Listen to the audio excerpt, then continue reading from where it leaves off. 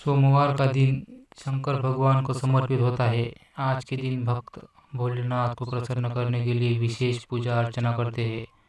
कुछ लोग आज के दिन व्रत भी रखते हैं ताकि शिव की विशेष कृपा प्राप्त की जा सके।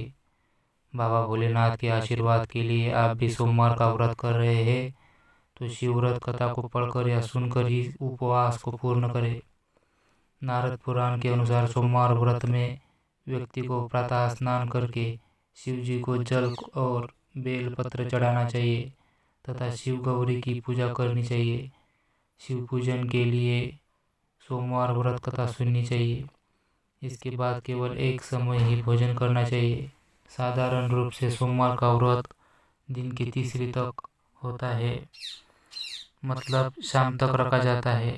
सोमवार व्रत 3 प्रकार का होता है: प्रति सोमवार व्रत, सौम्य प्रदोष व्रत और 16 सोमवार का व्रत। इन सभी व्रतों के लिए एक ही विधि होती है। एक समय की बात है, किसी नगर में एक साहूकार रहता था।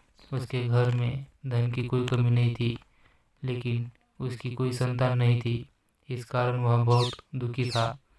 पुत्र प्राप्ति के लिए वह प्रत्येक सोमवार व्रत रखता था और पूरी श्रद्धा के साथ शिव मंदिर जाकर भगवान शिव और पार्वती जी की पूजा करता था। उसकी भक्ति देखकर एक दिन माँ पार्वती प्रसन्न हो गई और भगवान शिव से उस साहूकार की मनोकामना पूर्ण करने का आग्रह किया। पार्वती जी की इच्छा अनुसार भगवान शिव ने कहा कि हे पार्वती, इस संसार में हर प्राणी को उसके कर्मों का फल मिलता है और जिसके भाग्य में जो हो उसे भोगना ही पड़ता है। लेकिन पार्वती जी ने साहूकार की भक्ति का मान रखने के लिए उसकी मनोकामना पूर्ण करने की इच्छा जताई। माता पार्वती के आग्रह पर शिव जी ने साहूकार को पुत्र प्राप्ति का वरदान तो दे दिया, लेकिन साथ ही यह भी कहा कि उसके बालक की आयु केवल 12 वर्ष होगी। माता पार्वती और भगवान शिव की बातचीत को साहूकार सुन रहा था। उसने तो इस बात की खुशी थी और ना ही दुख था। वह पहले भी भांति शिव जी की पूजा कर रहा था।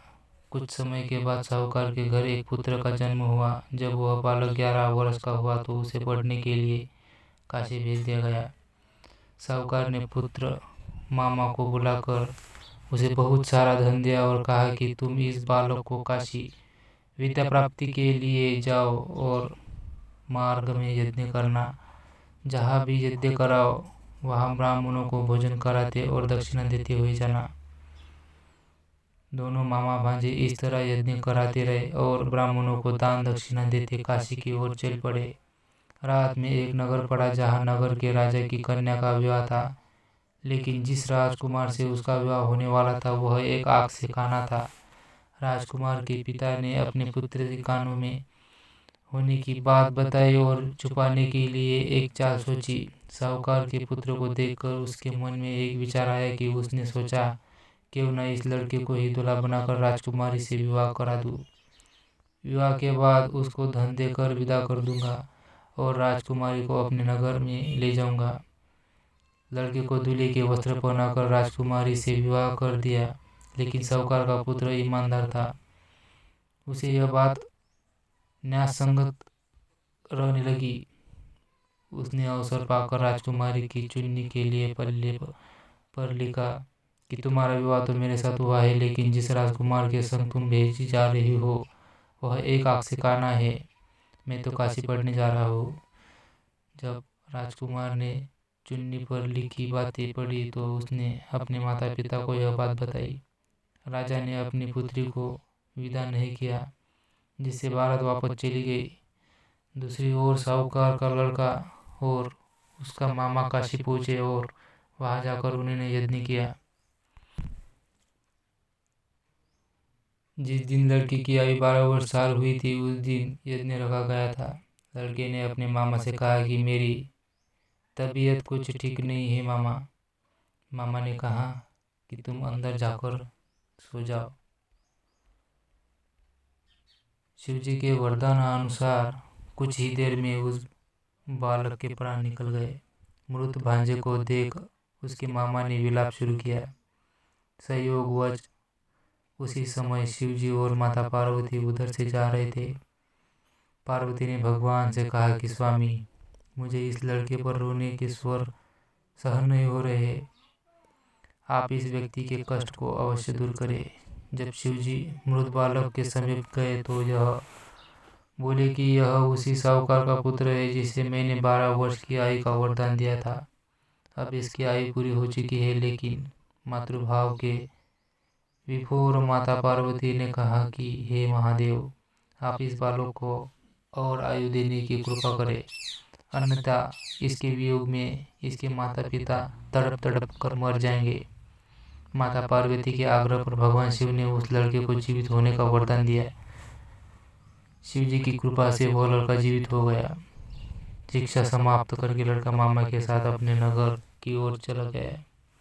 दोनों चलते हुए उसी नगर में पहुंचे जहां उसका विवाह होता। उस नगर में भी उन्होंने यज्ञ किया।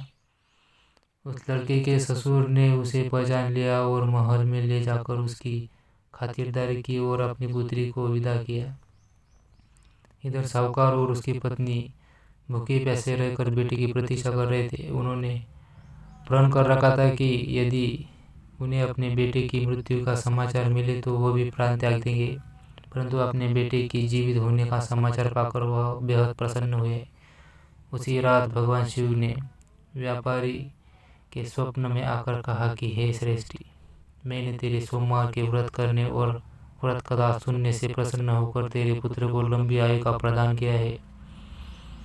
इसी प्रकार जो कोई भी सोमवार का व्रत करता है या कथा सुनता है और पढ़ता है, उसके सभी दुख दूर होते हैं और समस्त मनोकामना पूर्ण होती है। दोस्तों, अगर आप भी सोमवार का व्रत रखते हैं तो आप भगवान शिव की आराधना किस तरह करते हैं हमें कमेंट में ज़रूर बताएं और कमेंट में हर हर महादेव लिखना मत भूलिए।